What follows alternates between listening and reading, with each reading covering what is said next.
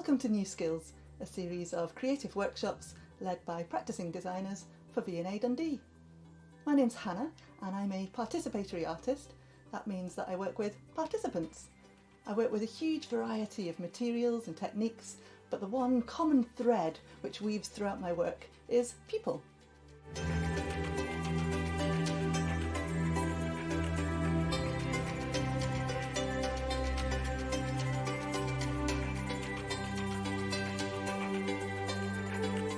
My educational path is quite similar to a lot of artists and designers in that when I was a kid I was always making stuff, and I went on to do a art and design foundation course, which is just the best course you can possibly do. I found that on my foundation course I was working an awful lot in the pottery, so I went off to university to do a degree in three-dimensional design, specialising in ceramics. Now, when I was in the ceramics studio, I was never that interested in making tableware, making functional things, but what I did enjoy was working outdoors. I got really interested in alternative firings. So instead of using electricity or a gas to power your kiln, I was building kilns and using things like wood or sawdust or even newspaper as my fuel. These days I sometimes do ceramics projects and I'll work with participants and they'll create some work which can then be put inside one of my outdoor kilns and we can fire all our work together. Early on in my career I worked at the National Museum of Scotland for 4 years. I worked in their learning department. We had a touring exhibition which packed up into a big truck and we drove it around remote communities all around Scotland. So I have one foot in the arts and one foot also in the heritage sector. My work with fire led on to me exhibiting at Spectra Festival of Light in Aberdeen. It was during the festival that I became really interested in the possibilities of using light in my work, and I went on to exhibit there several times after that. I was commissioned to create a series of sculptures which I collaborated on with an old friend from art school and old flatmate called Amanda Yates. So one of the great things about my work is that you sometimes get to work with your friends, or sometimes when you're working on a really intensive project together, then people who started off as colleagues then become friends. So Amanda worked with her partner Mark Adams and they worked together in their workshop and created all the bright coloured wooden sticks for the pieces. And then I went down to Manchester and did a residency for a month. I needed a studio space much bigger than mine here in order to build the sculptures, and then I worked with a team of volunteers who all helped me to create all the triangular panels to go inside the sculptures. As I mentioned, I'd got experience of working in museums already, and I was experienced at helping people to get excited about their heritage, helping people to learn stories through objects. So when I saw an advert that the V&A were looking for freelance designers to come and join their learning team, I jumped at the chance and I was lucky enough to be accepted.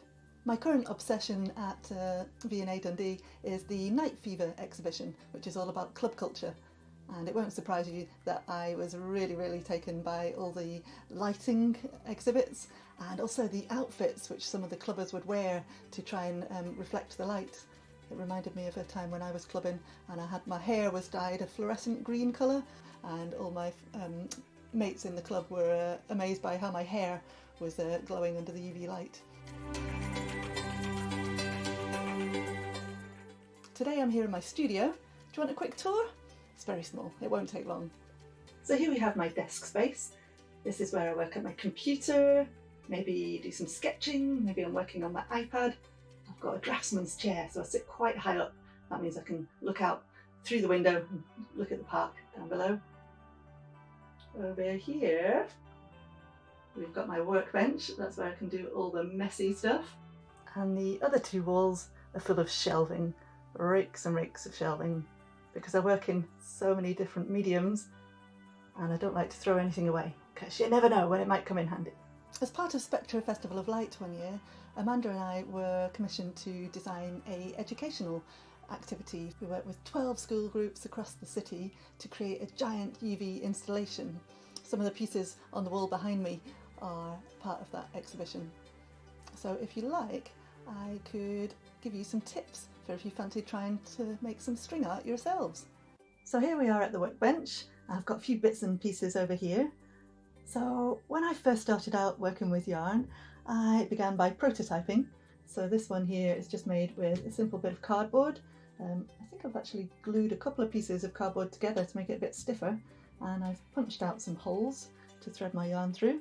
These ones here are made out of some old scraps of MDF that I had knocking about the studio, and what I did was I laser cut those out and then laser etched all these dots here, and that just gave a little indentation that then I could hammer these nails into.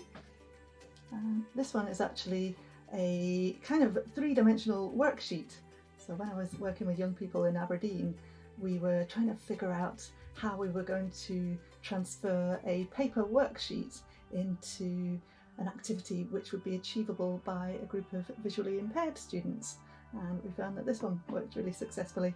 Over here I've got a piece of acrylic that again I've laser cut some holes into. Other options you might want to play with are drawing pins. These can be great for wrapping yarn around. And in terms of your yarn, I used to use quite a lot of acrylic because it's very, very cheap, especially when I've been working on such a large scale. All of a sudden then something that just cost a couple of quid, if you need lots and lots of it, then it soon adds up and eats into your budget. And then recently I've been playing around with jute yarn. This is made just by Dundee, so a very local material and biodegradable.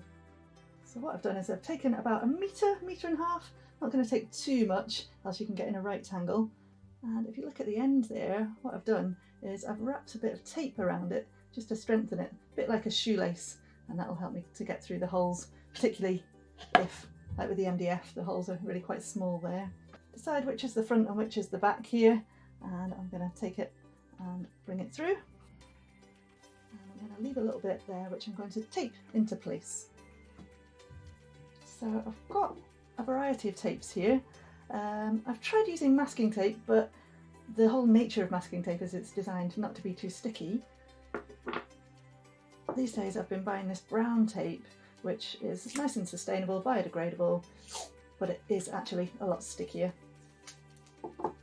When we were creating an outdoor installation that was going to be outdoor in Aberdeen in the winter time, we actually used electrical tape because we thought we didn't quite trust this not to peel off. And then it's up to you to make a pattern.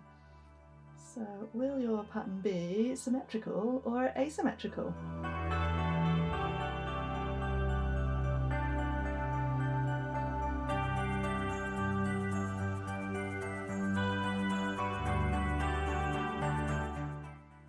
That's me coming to the end of my string there. I think that'll do with the pink just there for now. So I'm going to take up another bit of tape and tape that into place. And I think I want to add another colour on there. I'm going to have a go with the white now.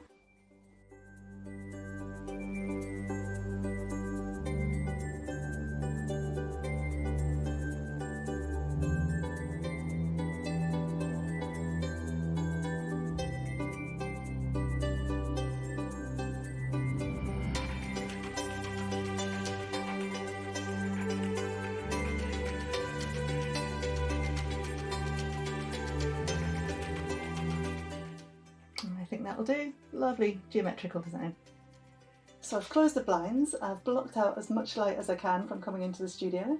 I've dug out my ultraviolet lights over here. So let's take a look at the results. Looks fabulous, hey? One final tip I have for you with your designs is to think about making a maquette. It can be really useful as a way of practicing a design, or particularly if you're trying to create large-scale work. Don't be afraid to try new things. I think I used to worry that I was a bit of a jack of all trades, that I did too many different things, but I think it's become really, really acceptable these days to try lots of different things in your career. So get out of your comfort zone. It means you'll have variety, which who wants to be making the same thing over and over again? I'd also recommend collaborating. It's great to have some other people to bounce ideas off, to help problem solve together, And if you're working as part of a team, then you can create much more ambitious, maybe much more large-scale work. And my final bit of advice is, if you're going to be working outdoors, do not underestimate the Scottish weather. Well, thanks for watching this new skills workshop. I hope you enjoyed it. If you'd like to see any more about my work, you can check my website. I'm hannahayre.com, or on Instagram, I'm hannah.ayre. And look out next month for another new skills workshop led by a different practicing designer. Cheerio now!